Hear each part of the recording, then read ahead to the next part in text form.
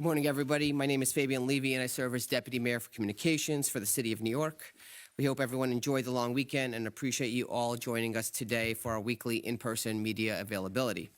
From keeping people safe on our streets and subways, to delivering good-paying jobs for working-class New Yorkers, to taking bold action to protect our youth's mental health, our administration has broken down silos and worked across city agencies and leaders to get stuff done for our city. By bringing those leaders together to answer your questions and illuminate their work, we've been able to deliver information in a more accurate, accessible, and comprehensive way, and we look forward to continuing that process this morning. So joining us today are Mayor Eric Adams, First Deputy Mayor Sheena Wright, Chief of Staff Camille Joseph Varlick, Deputy Mayor for Operations Mayor Joshi, Deputy Mayor for Housing, Economic Development, and Workforce Mayor Torres Springer, Deputy Mayor for Health and Human Services Ann Williams-Isom, Deputy Mayor for Strategic Initiatives Anna Almanzar, and Chief Counsel Lisa Zornberg. So without further delay, I'm pleased to turn it over to Mayor Adams. Thank you. This was a long weekend. Monday wasn't a work day. We were working. Monday. We didn't get a lot of inquiries in. Thanks a lot, E.M. Levy. I was in Albany last weekend. Great conversations with my colleagues up there as we push forward our agenda for the city. We want to continue our winning streak in Albany. We did well in 2 budgetary cycles, and our goal is to continue to look towards fortifying a real housing agenda, mayoral accountability as we deal with cannabis reform and some of the other items that are important. It was a great conversation with them. There's a lot of energy, a lot of enthusiasm. We are clear that we have to deal with the inventory issue that we're facing in our housing. And since day one, we've been clear on our agenda. Public safety, rebuild our economy, and make our city more livable for everyday New Yorkers, particularly working class people in this city. And we're delivering on that every day. You know, I say it over and over again until it resonates. Jobs are up, crime is down, and we're moving in the right direction as we deliver for our working class New Yorkers. To keep New York City on the upward trajectory, we have to work together. And that was my conversation I had with my colleagues in Albany, and they are clear that there's some challenging times ahead, but together we could really create real, livable, affordable housing. We could get the housing and the tenant protection that people are looking for. We want to extend mayoral accountability, give the city the authority, which is so important, to close down the cannabis shops here in all the cities. I spoke with colleagues across the entire state. They, too, are facing the cannabis issue that we are facing here. And so important with major capital projects in front of us, we need to increase New York City's debt ceiling. And they are focusing on that as well. And I'm looking forward to coordinating the next couple of months with the electeds and my colleagues in Albany as we bring home the victories for our city. And so, Fabian, I'll turn it over and let's answer some questions. Great, thank you. Go ahead, Joe. Good morning, Mayor. There is video on social media that shows officers trying to take a suspect or a person into custody under the Randall's Island shelter. There's a large group of people around the officers.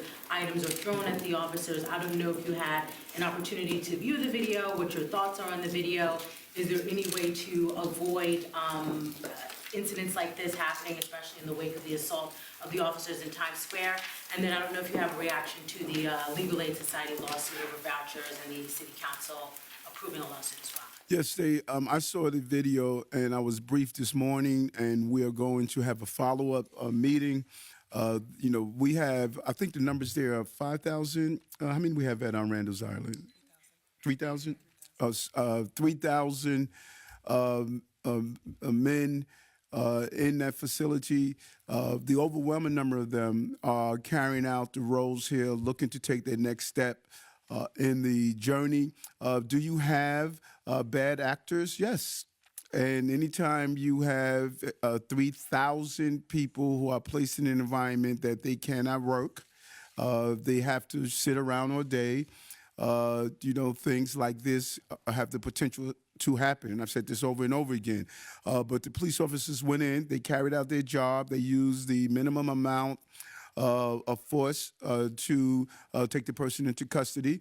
And we're going to do a review because of that video. We're going to do a review of some of the actions we want to take, because I have to make sure our police department is safe and those residents who are there are also safe. And so we're still looking into this, and I'm going to have a follow-up conversation with the New York City Police Department, the security team that's there, because each site has a security team, and we did a complement of officers that are there also to assist. But this is what happens when you get this national problem on a city. We need the national government to assist in resolving this problem. The lawsuit, counsel, you want to talk about the lawsuit? Sure. So the Legal Aid Society filed a lawsuit, and it's going to play out in court. This administration has been exceptionally clear and transparent with the City Council for many, many months that, however well-intended they were in passing the law, it's our belief as a legal matter that that law goes beyond the City Council's authority, and that it's actually preempted by existing state law. So there are significant legal issues, and they will play out in court.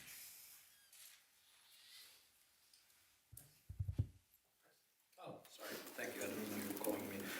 Mr. Mayor, on another video that was released by the NYPD earlier in the month, in the assault of the NYPD officers, I'm not sure if you've gotten a chance to view that, but that video appears to show that it was actually one of the officers who first put his hands on one of the migrants. Mm-hmm. So I'm wondering what your thoughts are on that video, and whether you think the officers might have acted inappropriately there. On a totally different matter, Lamar Whitehead, I guess former friend of yours, is about to go on federal trial in Manhattan Federal Court. Federal prosecutors released some documents in that case last week, in which they say that your name is going to come up during the trial in connection with how Mr. Whitehead allegedly extorted people and used your name in doing so.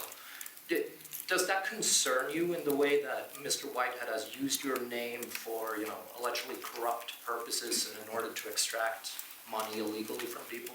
Well, I think that also, if we're going to quote the documents that stated that clearly he did not have authorization and there was no connectivity to the actions of mayor or borough president. I believe that was what they pointed out. Right. And so there are 8.3 million people in the city, Chris, and anyone that can use the name of others to get what they want, they're going to do so. The way we do this is I listen to you when you ask a question, and I hope you will listen to me when I answer it. We don't talk over each other. People use people's names all the time. The folks run around all the time when they come in and try to interview me. They say they know Chris Sommerfeld. So I can't stop people. No, it does that not work? I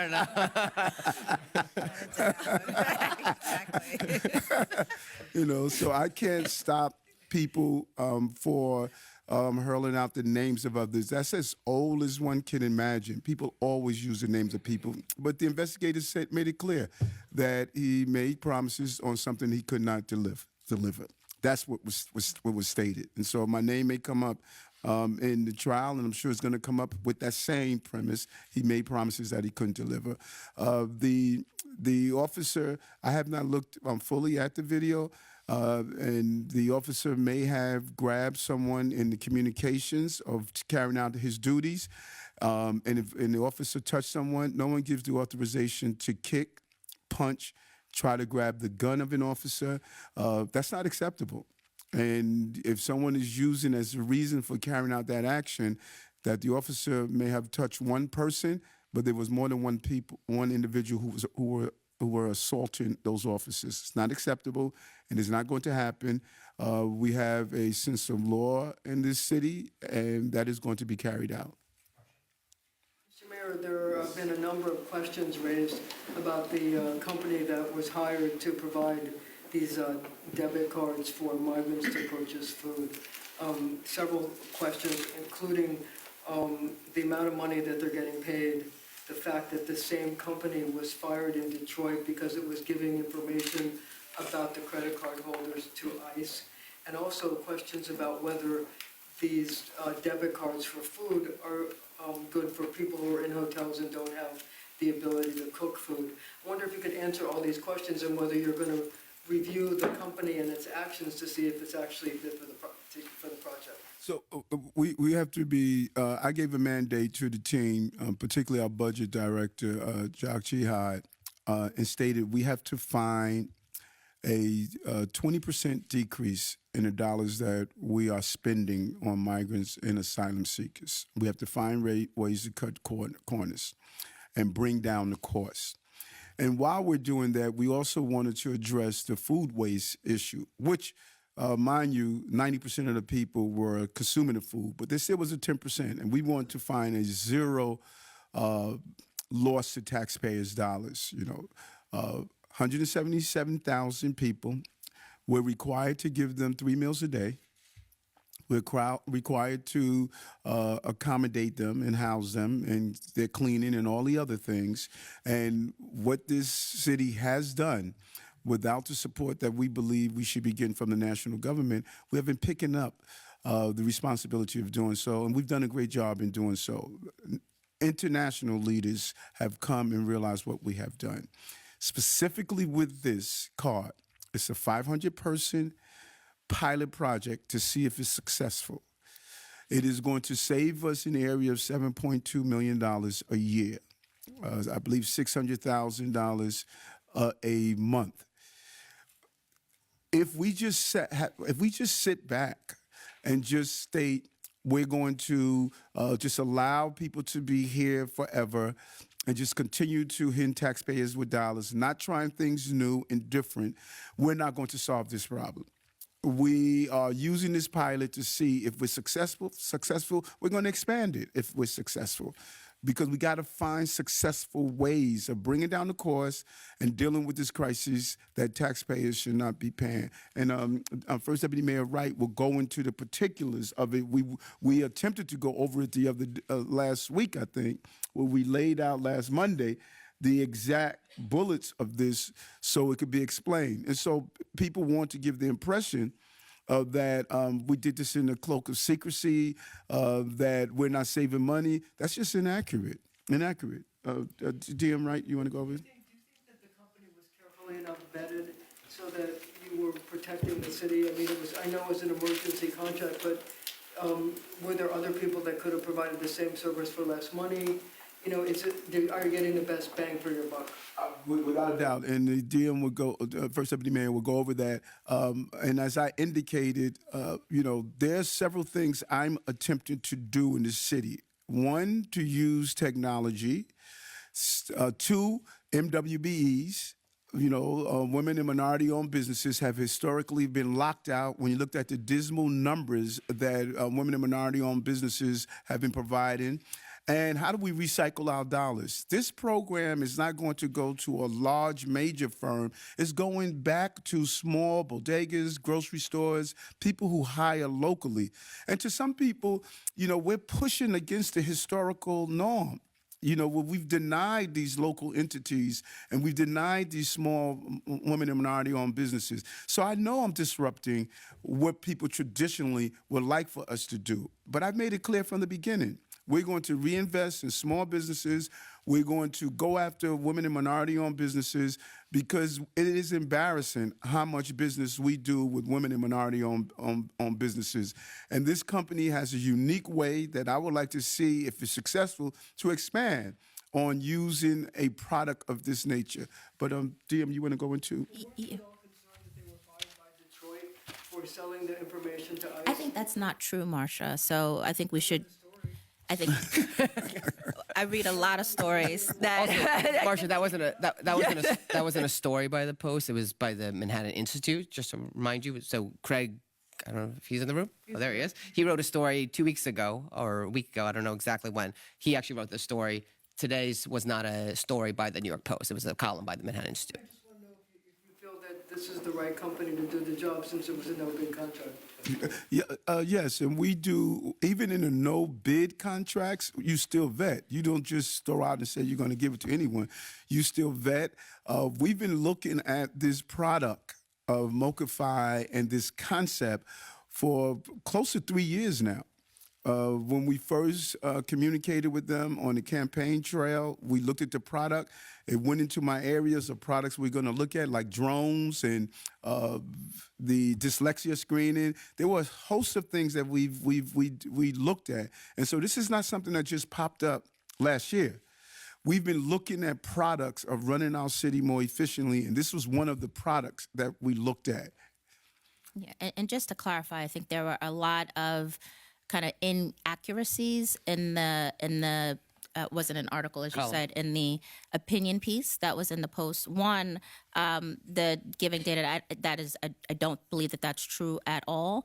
There was a rigorous process to evaluate the vendor. It was approved by the comptroller in the fashion that all of the contracts have been approved. One thing also to clarify, the $53 million contract is if it is at scale. We are starting with 500 families. And so that's a subset of the $53 million. And the maximum that would go to Mokify is about $2 million. All of the balance of the resources, that the potential resources on the contract would in fact go to the families to buy food and baby supplies. So that's just some clarity and some facts as opposed to what was in the opinion piece. That's still a good thing for them to do, since they may lack the ability to cook the food? Well, this is, they can buy cooked food, they can buy food that's more culturally appropriate, and there's certainly it's monitored, and there's a limitation in the amount of food they can buy. And it aligns with a SNAP beneficiary in terms of the food that is available to them. And so, hold on a minute, because this is important, because there was so much information that was put out there. It gave the impression that the 50-something million was going to Mokify just for administrative costs. That is just not true. It's not true.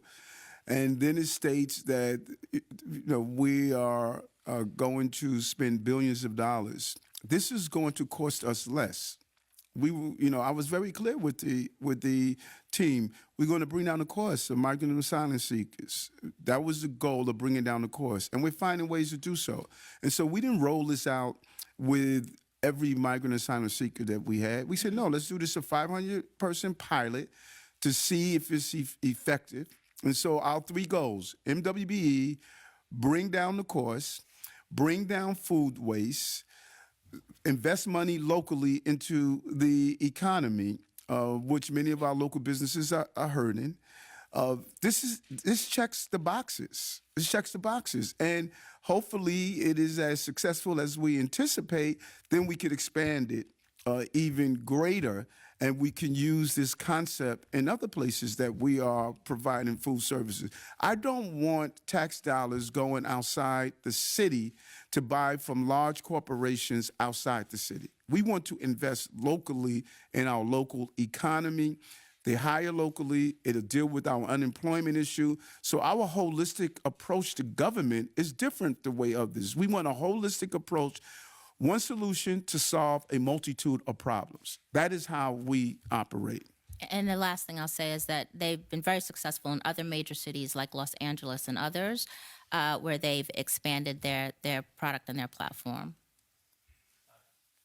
Hello, Mr. Mayor. How are you? NYPD reports rise in crime in the subway for the month of January, but we are hearing the stories last week, attacks on musicians and innocent tourists.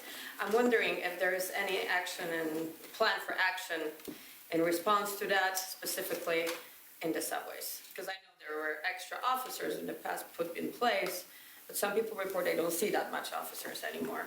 So I would like to ask Yes, about that. and that's a great question. We rolled out the subway safety plan in 22, and we saw amazing results. The governor was a real partner in increasing the number of police officers in the subway. Very visible, that whole omnipresent concept and theme, and we had to scale back after the money ran out. What the first deputy commissioner, Tanya Casella, put in place with our partner, with the chief of the transit police, is to do 12-hour tours And so we have an immediate response where our officers are going to 12-hour tours. We want more visibility, more movement. We want officers walking through the trains, being at the platforms, being near the token booths, and identify where the crime is actually taking place. And we're seeing a substantial amount of that crime taking place on our subways. And so we're going to shift, and we're going to engage in a conversation with the head of the Transit Authority and the governor's office to see if we can get a complement of support to have additional amount of overtime for those officers. Extra to what it was because it was scaled down, you said, or it's going to be back to those numbers before it was scaled down? The money that we had for the subway safety plan sunsetted. Now we're going to try to get additional money for that, but we also shifted in tours of officers. They moved to 12-hour tours. We get a greater level of visibility, and we're finding that the officers rather have more days off, where they're able to do a longer tour while they are in. So it's good for morale, good for actions, good for the movement of the officers. But the goal is our subway system has to be safe. Proportionally, the number of riders that we have, we're capping over 4 million riders. We have about six felonies a day on our subway system. That's 6 too many. We want to get down to 0. But our subway system is a safe form of transportation in the city. What's happening? Just following up on the mobility capital finance. So this pilot program, which one? the Okay. yeah, MOCA-FI. Yeah. Sounds maybe that's easier. Not really, but how are you evaluating this pilot process, and how did you kind of land on this company to begin with? Could you talk a little bit about your relationship with the owner of this company?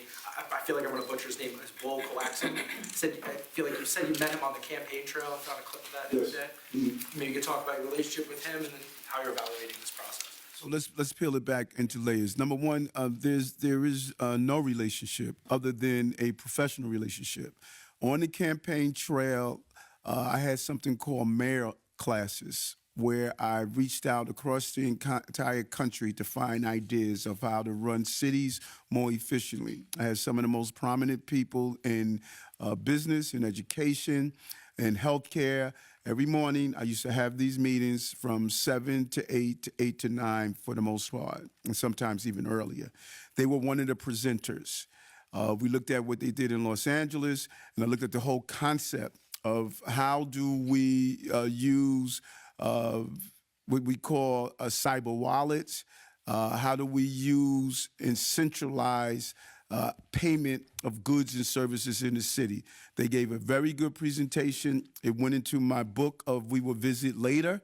And little did I know, while we were working with them on some other projects, this came up about how do we deal with food waste, how do we invest in our local economy, how do we deal with MWBEs, how do we more manage and bring down the cost of paying for food.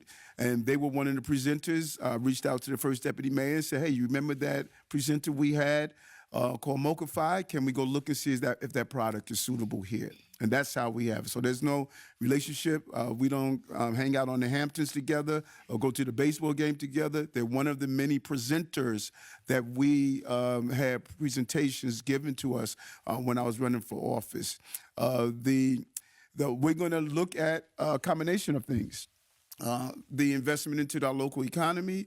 We're going to look at the issue around food waste. Deputy Mayor Williams-Isom had made it clear 90% of the food is consumed that we give to the migrants and asylum seekers. Our goal is to get that other 10%. We don't want any food waste at all.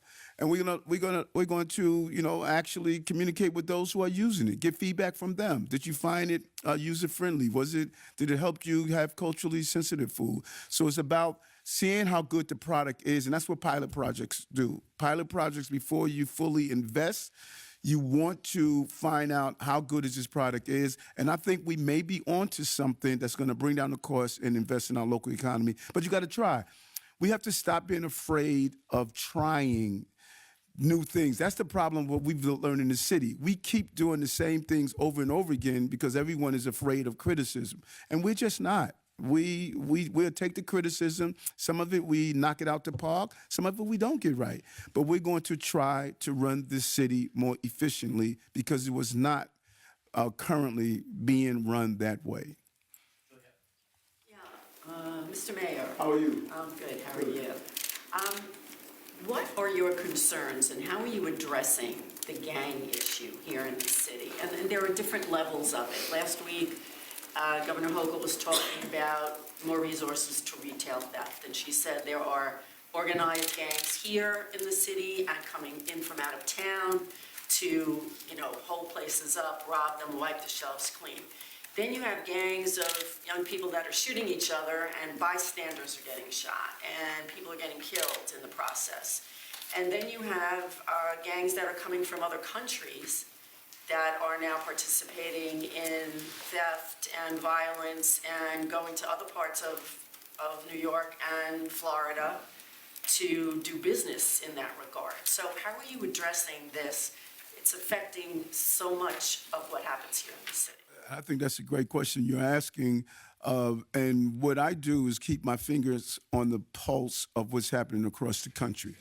That is important to maintain what's happening across the country, because we don't sit in a vacuum, and things that happen across the country could impact our city. And you're right, you peeled off several different areas that we're dealing with organized criminal behavior. Some of it was here long before, as the FBI talked about, some of the South American gangs that are finding their way here. We had our Crips and our Bloods before that. We had small crews that are neighborhood centered. You have crews that are going in a very organized fashion, participating in shoplifting. That's why, one, we have to make sure we give the city's police department the level of support that they need. Second, there needs to be a real coordination with the criminal justice apparatus to keep those repeated offenders incarcerated. And those who are incarcerated, we need an expeditious trial so they can serve their time and not sit and overpopulate Rikers Island. Third, we are using a great level of technology to connect the dots. We're seeing a real collaboration across the country. People are looking at New York City and seeing what our police department is doing to connect the dots so we could identify those patterns like we broke up 2 weeks ago when we did the raid on and to identify how the connectivity with Florida and other locales. And so we have to stay one step ahead of bad guys in general. But organized bad guys, you have to really use intel, enforcement, and collaboration. And so it's a challenge, but we have been up for the challenge. This police department, New York City Police Department, has been really dealing with that challenge while we're dealing with hundreds of protests. While we're dealing with changes in rules on how they do their job. So they've been this city has maintained a steady hand of managing all of these various gang involvements in the city. Do you advocate making more federal cases out of gang investigations because there are stiffer penalties as opposed to state cases? Yes, and when they fall within the categories, particularly around transporting stolen merchandise across state lines, or organized gangs around guns, or large fentanyl cases. We think that when it falls into that category, we should utilize that as much as possible. I would also add, Juliet, that in the PMMR, the first 4 months of 2024, gang-motivated incidents were down, and NYPD's targeted focus on combating gun violence and investment in long-term cases of criminal groups contributed to a 67% decline in gang-motivated incidents. So I think that's important information too. And that's a good job that they're doing. Hi, Mr. Mayor. How are you? Good. 2 questions. One, on the topic of pilot projects, can you update us on your deployment plans for the K5 autonomous robot now that it's not being used in Times Square anymore? And then second question is, there's a CNN poll out this morning that shows that more New Yorkers would prefer a generic someone else over either Biden or Trump in New York State. Do you have any thoughts on what Biden is doing wrong as far as his reelection campaign is concerned? No, I'm not running for president. I'm the mayor of the city, and so I think that their campaign team can give you analysis of what they're doing right or wrong. I know that people thought the economy was going to be far worse than it is, and it appears as though our economy is recovering well. I thought that their plan was a great plan. We're seeing the benefit of that. He has done some amazing things around public safety. And I think that what I believe is that the president has really navigated us through COVID. He has navigated us through a real economic downturn. I was speaking with Jock the other day, and all the economic experts thought that we were headed for a very dark place financially, and just the opposite. I mean, he's the president. I mean, if he has to take the negative on things, we need to look at the positive. So I think people need to just get his message out, and I'm sure he's going to do that. The campaign season is just still revving up. Primaries are still going on. And as I stated before, I'm a supporter of the president, and I look forward to him leading for another 4 years. The K-5 is, we have another plan that I want to do with the K-5. I don't want to roll it out yet. But we still see there's a use of using robotics and technology. I'm a big believer in this. We have to really see how do we use robotics and technology to run our city more efficiently. And because we're in the law enforcement area, we're really hurting in manpower. We're hurting in law enforcement from police officers, correction officers, parole officers, probation, school safety agents. All of our law enforcement communities are hurting. We're missing, we don't have the manpower.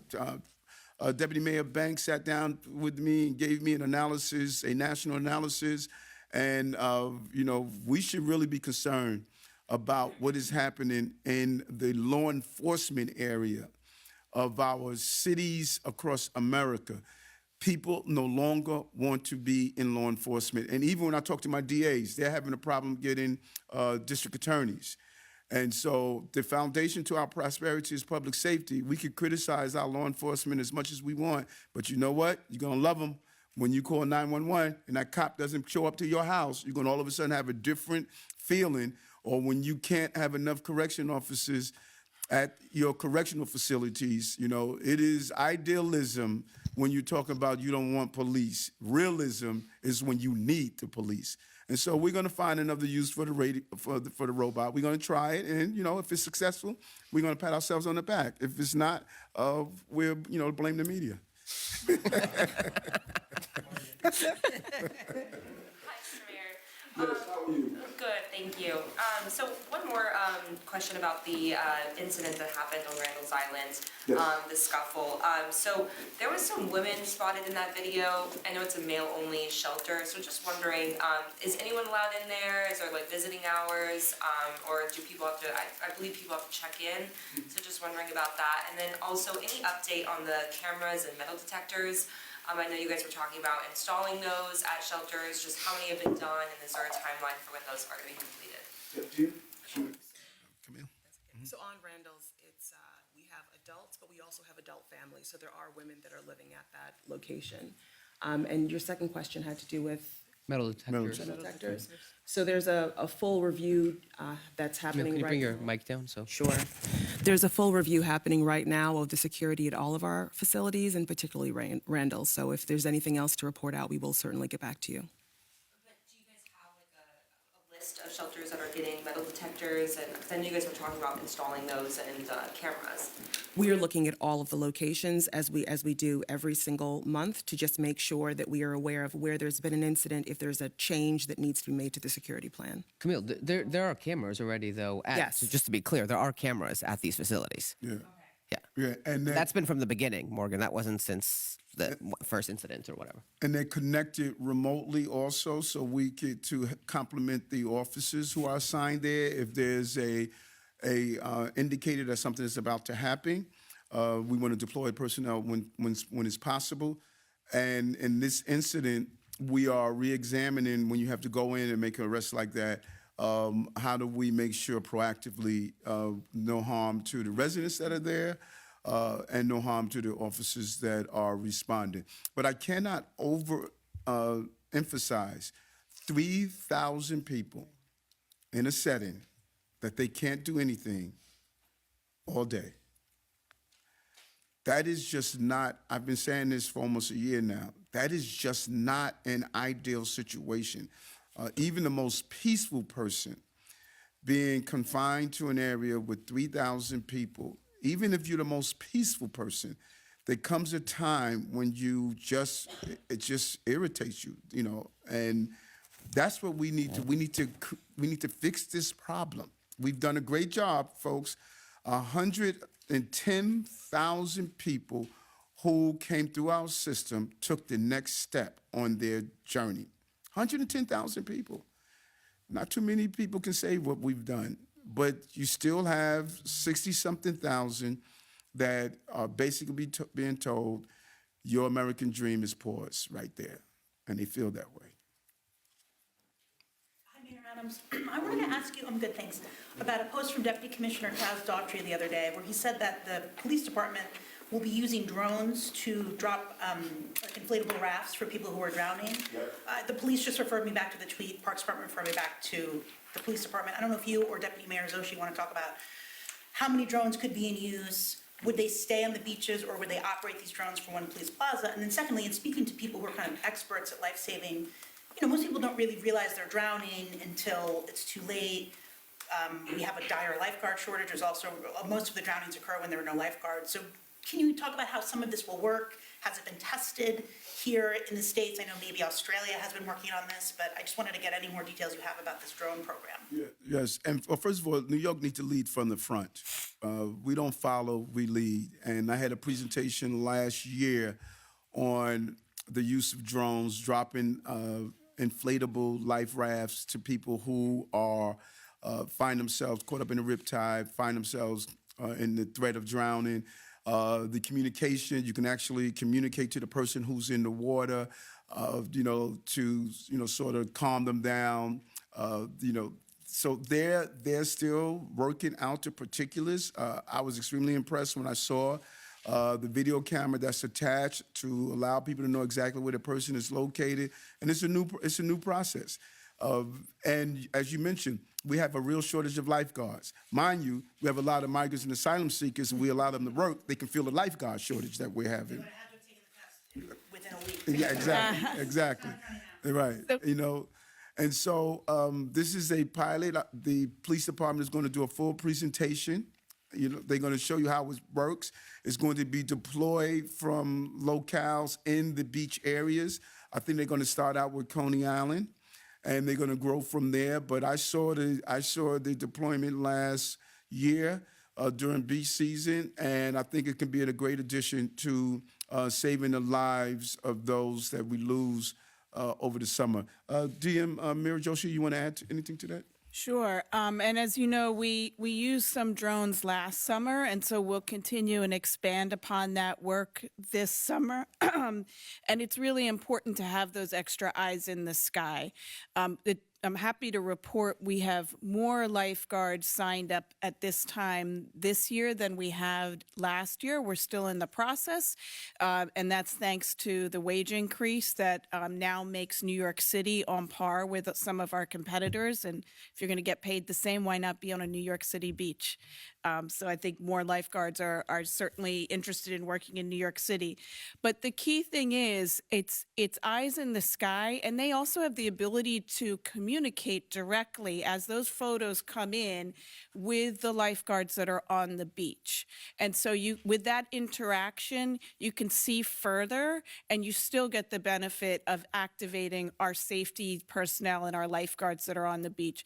So we certainly, just like GPS has taught us how to see around corners, and that's improved safety in cars, we certainly want to use this technology to improve the line of sight and ultimately the safety of our beaches. Why not just give lifeguards the ability to use drones? Why have the police drone program at all? Because the lifeguards' focus has to be on the water. If they're managing a drone and they're looking at that footage, they're not looking at the kids in the water, the families in the water. And so we don't want to do anything that distracts from them. So PD pairs with parks and supplements the work that they're doing by taking a broader bird's eye view, using the drones, and then communicating swiftly with the lifeguards. And on the drone, there's a loudspeaker that communicates with the person who may be in trouble, and also communicate to the lifeguard. The person went under right there. You're 3 feet away. Go to the right, go to the left. And so you're seeing a teamwork of the lifeguard swimming out to save and someone coordinating where that person actually is. So you're no longer trying to figure out where he is. The drone is right overhead. You drop the life raft, the inflatable life raft, and you're communicating with the lifeguard that's going to save this person. How are you communicating with No, the hold lifeguard? on, let I'm sorry. I'm just trying to, I asked the police, they didn't have any. How are you communicating with the lifeguard? And I know the He's here from the speaker. There's a speaker, and it's a very good speaker. I'm sorry? They are. Have There's you a not speaker seen- on the Yeah. drone. And you're able to, you can hear, it's very good. We used it to clear out a park. You can hear it clearly. So if that person is swimming towards someone, now you have eyes in the sky telling you the person is straight ahead. The person is off to your right. The person went under in front of you. Now you have eyes in the sky that's actually assisting you. You're no longer blindly trying to figure out where the person is located. We're adding eyes in the sky to assist. Katie, during one of the storms in the fall, there was a testing, and it was on Twitter, the video of it, that some drones were like warning residents, like watch out, flooding and stuff like that. So we could see if we could find it on Twitter, but I remember there was a specific video of that. They're used for shark monitoring too last summer. Exactly. But the point is the speaker is loud enough that even in a storm you were able to hear. Wanted to ask you about the, that was me? Okay. Don't want to steal a turn. We take our turn. Wanted to ask you about the NYPD dance team. They appeared on the Pix 11 morning news and unfortunately received no small amount of vitriol online. Millions and millions of views. The right wing raising questions about policing. Again, this is an extracurricular activity. The left wing raising questions about costs. Again, it's de minimis amount of administrative costs. So these women feel that they were bullied online. It speaks a little bit to the morale stuff you're talking about. What is your message to officers right now? What do you think of the dance team? They are going to be joining me, I think, today to show me some steps. And I'm having them come here. I'm going to take pictures with them. And I spoke with the PD, so they will be around later. If any of you want to learn some moves, you could be here to participate. That is part of what I perceive as people just wanting to find reasons just to be mean-spirited. We have a NYPD boxing team, NYPD football team, NYPD hockey team, FDNY team. We have fraternal organizations. This costs the police department nothing. It really humanizes our officers. It is a way to alleviate the stress and difficulties and challenges of doing the job. We have Girls Talk, where former Chief Holmes sat down with young ladies. And what I critique the police department about often is that you are not letting people know how much you do more than just policing. These officers, if you do an analysis of police officers and what they do in their off hours and how they volunteer and how they give back, because they see some of the horrors in the communities that they're policing, these ladies and gentlemen, off hours contribute so much. They give out prom dresses that they collect from people. They do what Deputy Commissioner Stewart does with baby showers. Thousands of young people who don't have supplies for their children, he hands out. And so for those anywhere in the country, 'cause let's keep in mind, because someone tweets something doesn't mean it came from New Yorkers. It could come from anywhere on the country. Someone is sitting at home in their pajamas, just finding a reason to hate on people. If you find something wrong with police officers volunteering on their time to humanize their roles, to alleviate stress, to just give back, then you're going to find things wrong with that. I am proud of them, and I'm proud of any and everyone that volunteers outside their hours and responsibilities and give back. Everyone should be saying, after I finish my 9 to 5, I need to go and give back. There's nothing wrong with what they're doing. And I asked the Commissioner Daughtry to see if they would come by today so I could, personally thank them. And kudos to them for doing it. I hope we get bowling teams. I hope we get basketball teams, to really show and humanize. As we try to recruit more police officers, they need to see that just because you wear that uniform does not mean you cannot have other extracurricular activities. The high-profile women on the dais with you who help you run the city could speak to the unique challenges that a woman in public spotlight faces, if anyone cares to offer any thoughts about that. I mean, you're all on camera right now, for instance. I mean, could you speak to those unique challenges that these women are unfortunately facing right now? Certainly. I mean, I think I would add, and I had the opportunity to see the dance team during the annual FDNY NYPD game. I mean, they're exceptional, right? And they're doing it on their own time, and it's physical exercise, and they're supporting each other, and they're doing something wonderful and supporting the department. And I think most of us that are sitting here on the dais, I mean, we know how hard it is to be a woman, full stop, much less in government where you have such a high-profile position and you're called upon. But when it comes down to it, we get up and we show up every day. I certainly know that I'm here because every day I get a chance to help people. And so there are going to be folks that are negative in the world. That's fine. You just keep it moving. And I think we should have a press City Hall softball team. I don't know if you guys would be up for it. I would just point out, Henry, just to be very clear about, well, actually, before, if any other women on the... I'm meditating right now. Okay. I don't want to interrupt. Look at Maria's face. I would just point out, like Commissioner Shepard said today on PIX 11, just to be very clear, because I saw some people tweeting out, including a Congress member, how many classes were cut because of this school, to the DOE budget. Zero, because zero taxpayer dollars are spent on this. So it's very important to say that. How much time of on duty? Zero. This is off duty. The same way many of people in this room might participate in Inner Circle. That's in your off time. It's a activity you're allowed to do. You're not 24/7 required to be a reporter. They're not required to be policing 24/7. Yes, and it's just, some of those tweets as I read, it's just mean. People just, when you're hurting, you want to be hurtful.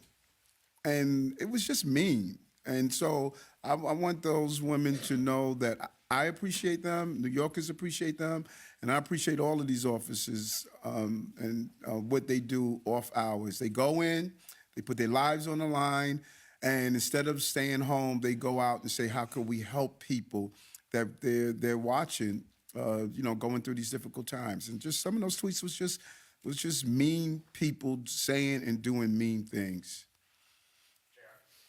Yeah, good morning. Good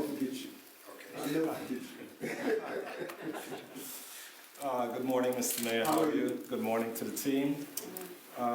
It's been a great conversation so far, touching a lot of topics that I probably wanted to talk about. But I just want to pivot a little bit. The mayor of Atlanta, Dinkins, he has this new program where he's repurposing these shipping containers and using it for affordable housing. He was able to do, I think, 40 units at the cost of $5 million. It was done in 60 days. What are your thoughts on that? I had I bumped into a person at an event last week that had a similar concept. I told them to reach out to the office, set up a meeting. I'm going to have them meet and turn it over to the team to look at. I think they're onto something. These shipping containers are being used for housing across the country, and there's a large number of shipping containers that are not being used.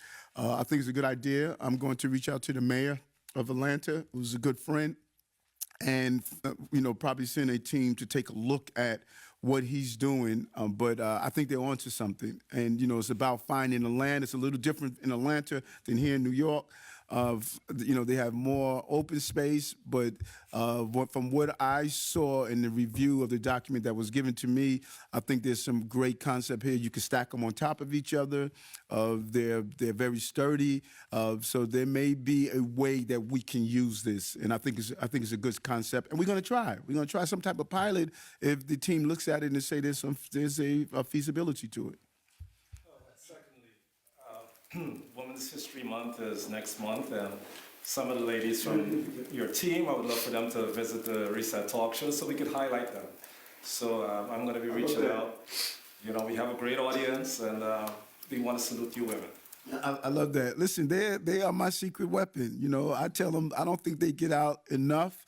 We should do a show on Reset where they can come and talk about each one of them. And what I love is each one of their personal narratives. You know, when you sit down and hear each one of their stories, what Sheena's mom did around the AIDS fight when no one was willing to take on that fight, Camille's role in the governor's office and government, the Deputy Mayor Maria Torres Springer's, just history. I mean, can you imagine what Filipinos Americans feel to have a deputy mayor with her success and what she's doing around housing? DM Maria Torres, DM Mira Joshi's. She's in charge of the infrastructure and these large male-dominated areas of this city. DM Amazon, you know, we're getting ready to do something today. I don't want to let the cat out the bag yet, but, you know, what she's doing with these partnerships that we're having. And, you know, how could you not be in awe with what Deputy Mayor Williams Isams has done? No one else in the country has been able to navigate this crisis. 110,000 people taking the next step on their journey. Not one child or family sleeping on the streets of our city because of what she has done. So I think the historical roles they're playing, I think that, you know, their message should get out more. You know, this is not, I may be the mayor and a man, but this city is being run by women. And they are doing a darn good job. And history is going to be kind. We're going to be a retrospected, appreciated administration. People are going to look back at these women who just really changed the game on what the possibilities are. And I'm proud of them every day. And I just hope they keep doing what they're doing. So I would love for them to be on your show and give, you know, an overview of the daily lives, you know. But I have chapters in my books for each one of them when I finish up. Thank you. Back on the summertime swimming. Summertime? Swimming. Okay. City Council had passed a bill to get guarantee 70,000 second graders swimming lessons, but it got eliminated in the budget cuts. I think it was like a $5 million program. So one question is that going to be restored in any way down the road? I think there's some philanthropic input, but that's, instead of teaching 70,000 kids, they're going to be able to teach about 1,500 kids. So it's a big, and they say, you know, swimming is most prone to drowning when poorer kids, vulnerable kids of color. CDC says they are most vulnerable in that whole thing. So it seemed like it was a good idea to get second graders to learn how to swim. Yeah, we do. And the other one is, one of the reasons they put it in was because the lifeguard shortage, they had eliminated all the swimming programs at all the city pools. Do we now have enough lifeguards to restore these swimming programs for the kids? We had to make some real tough choices on our budgetary cuts, but I think that where the cuts took place, there are some real creative ways of having real partnerships to address some of those issues, particularly swimming. The governor, you know, back in my days as borough president, I partnered with Swim Strong organization, who talks about teaching our young people how to swim. I think this is a great opportunity to partner with our YWCAs and other organizations and get older children, you know, our swim teams. All of our swim teams in the Department of Education should step up right now and say, how do we put in place a real program to allow our young people how to swim? The governor's on board with this, with Plus Pools, something that I pushed when I was the borough president. I was happy to see it materialize with the governor. Swimming is a real issue. You know, we're surrounded by water, and we need to do everything possible to get our young people the knowledge to swim, in particular in underserved communities. And it brings us no joy to have to cut any type of program, but we have a fiscal obligation. And I think where we make those cuts, we need to find new ways of creating partnerships so we can get the results that we're looking for. And there's enough organizations out there. There's enough swim teams. There are enough groups out there. This is something where my NYPD officers that know how to swim, if they want to do something on their off-duty time, correction officers, teachers, many of us know how to swim. This is a moment, there's an all-hands-on-deck moment, so these children don't slip through the cracks. And I just want to add, we just opened up for summer camp registration, so people, if they're interested, and there's also an opportunity in that to incorporate our swimming, and that's giving kids a chance to learn how to swim. We continue to push on our lifeguards. Thanks to our cooperation with DOE, we have more city school pools open that allow people to take that lifeguard test so that we have a larger pool to work with. And we are going to continue what we have navigated for the last 2 summers to really increase the number of lifeguards. And the more lifeguards we have, the more programming we can do, which allows for a different test for the mini pools, and that frees up more lifeguards to be at the Olympic-sized pools and at our beaches. So we'll continue to push to be creative to ensure that we have staffing so that we can have the most amount of swim training in the summer times, especially when our pools are open. Do we know the actual numbers right now? You said they were up. Do we know? We're up for new to lifeguarding in New York City. Those that have are registering, they have to take the training as well. But it's too early to tell also for our returning lifeguards. What is the pay? No, go ahead. Pay rate is for starting lifeguards right now? 22 an hour. And there was a $1,000 bonus for returning or something like that, right? Yes. Mr. Mayor, good to see you. Earlier you spoke about your Albany wish list. Coming off of caucus weekend, which item are you feeling like you're getting the most, agreement on, where you feel like, okay, this is something we can definitely get done this year, and which is more like going to be a bigger push? It's going to be harder for you to actually get that over the finish line. Not because of you per se, but just like the dynamics around the issue. I think the most important issue that I'm getting more and more excited about is the housing part. We have an inventory issue. We were not successful as a state to land that plane, but I think there's a deal to be made, and we can make that deal. And I'm hearing that many different circles are saying, listen, we know we have to deal with this inventory issue.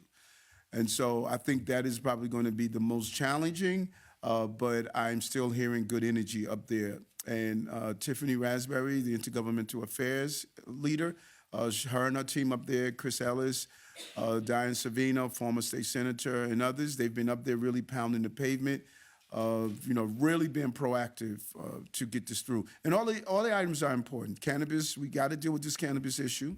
Mayoral accountability, we have to continue the success of Chancellor Banks. We outpacing the state in reading and math.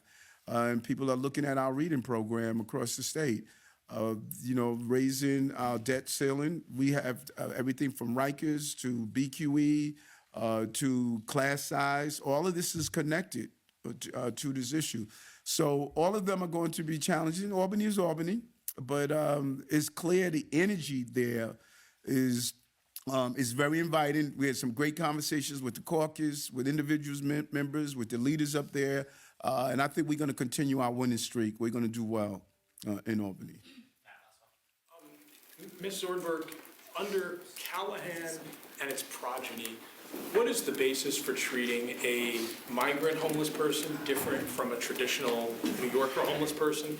And for the mayor, you're a former police supervisor. Is it an appropriate use of force to initiate use of force against someone who makes fun of you for looking like Ugly Betty? This was in the Migrant video in Times Square. The folks appear to be dispersing. One of the migrants said in Spanish, they look like the Ugly Betty, or words to that effect. Mm-hmm. A police officer put his hands on the migrant, pushed him against a storefront, thus begun the melee. So I understand your comments regarding what happened afterwards, but just as a matter of, is it an appropriate use of force under the department guidelines to initiate use of force for making fun of somebody? and the yeah, and we have very clear rules of if someone using an inappropriate amount of force. I'm not sure if someone heard the video and someone made a comment about Ugly Betty. I'm not sure. You know, all what I know is that if an officer inappropriately used force, there are mechanisms either through CCRB or IAB to conduct a thorough investigation to determine if that officer did something inappropriate, and then a penalty is handed down based on the action. Under no circumstances should we ever give the belief to anyone, migrant or non-migrant, that you have the authorization to try to grab a police officer's gun, to kick an officer, to fight an officer. We should never do that. That's why we have clear guidelines that if an officer does something inappropriate, there are mechanisms in place to report that. And that's going to be part of the full scope of the investigation. Did the officer do something wrong? And did the migrants do something wrong? And all of that is part of the investigation. And whenever there's an arrest, let's be clear, if there's an arrest, even if someone commits a crime, if there's an arrest, there's an analysis to determine if the officer did something wrong also. You just don't say, okay, someone committed a crime, so an officer can do whatever he wants. There's going to be a thorough investigation of that entire encounter to determine what actions were inappropriate on everyone that's involved. And that's the great system that we have in this city that others don't have. Other cities do not have a CCRB. They don't investigate these crimes, actions, incidents as thorough as we do. And that's what we're going to do here. And will that become the conclusion of that investigation? Will it be public? Yes, it always is. CCRB, all of these investigations are public with the outcome of them. So there is an investigation that the officers comment about What happens on that video, whenever there's an incident on that video, if someone made a complaint, all those complaints are investigated. I don't have the full scope of if somebody made a complaint. I don't know if the person involved made a complaint that the officer just such and such. We're saying that somebody made an Ugly Betty comment. I don't know, did they? Or is that what people are interpreting? Or is that what someone heard on the street? Is that what the video, did somebody hear that? So, where's the effect of okay. Hold on. Let me finish. Go ahead, I'm sorry. I don't have the video in front of me, but in a nutshell, this migrant said, he looks like, or they look like Ugly Betty. Okay. Thereupon, the police officer pushed him against the storefront, and you know what happened next. Okay. And if someone made a complaint based on the officer's action, or if the department reviews even absence of a complaint, someone's action is inappropriate, there's going to be some form of review to determine if something was inappropriate. The short answer to your question is that what the city has sought in the state court proceeding is not complicated at all, and it's basically to say to the court during times of emergency when our systems are overwhelmed due to the surge of people, there needs to be a form of relief so that the city has the flexibility to deal with the emergency situation. And that's the relief that's been sought, and the city continues to be in negotiations to hopefully, to obtain a form of relief along those lines. But that's the relief you're seeking, right? If I can just follow that. Oh, no, yeah. Let him finish, Charles. Let him finish. Go ahead, man, finish. Ms. Orber, you haven't gotten that relief yet. So what is the legal basis for treating migrants differently from the traditional homeless population? You're seeking that relief. You haven't gotten it, right? The negotiations continue, and there are a lot of, you're asking a legal question that actually has many permutations to it that require an analysis of local, state, and federal law. So I know you intend to ask the question simply, but the field is actually complex. What my point to you is that the relief that the city is seeking is not complicated at all. It's seeking a form of relief during emergency situations like this one. Thank you.